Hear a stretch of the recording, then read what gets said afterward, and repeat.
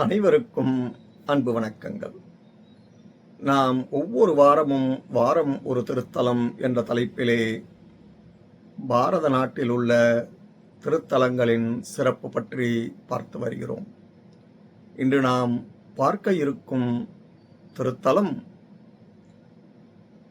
புதுடில்லி கேசவபுரத்தில் அமைந்துள்ள ஐஸ்வர்ய மகாகணபதி கோயிலின் சிறப்பு பற்றி பார்க்க இருக்கிறோம். சங்கடஹர சதுர்த்தி என்று இவரை தரிசித்தால் ஐஸ்வர்யம் பெருகும் என்பது நம்பிக்கை.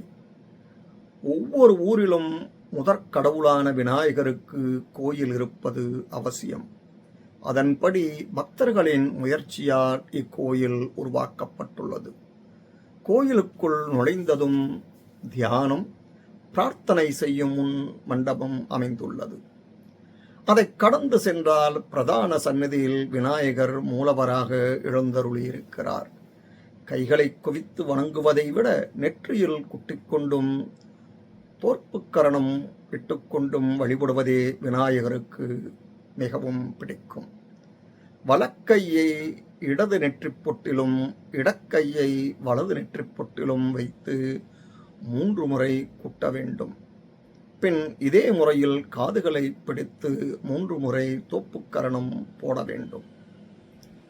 விநாயகர் பாடல்கள், ஸ்லோகங்களை சொல்லியபடி சன்னதியை வலம் பெற வேண்டும்.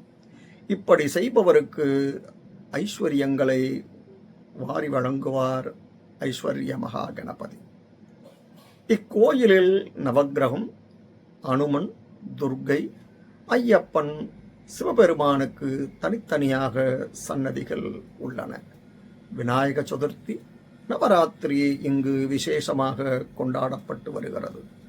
தர்மசாஸ்தா திருக்கல்யாணம், மகர பூஜை, சப்தாகம் என்னும் பெயரில் 7 நாட்கள் தொடர்ந்து பாகவதம், சுந்தரகாண்டம் பாராயணம், ஏகாதச ருத்ர ஜப பாராயணம் ஆண்டுதோறும் இங்கு நடக்கிறது. உங்களுக்கு வாய்ப்பு கிடைக்கும் போது இந்த விநாயகப் பெருமானை வழிபட்டு எல்லா வளமும் நலமும் பெற விநாயகப் பெருமானை வணங்குகிறேன்.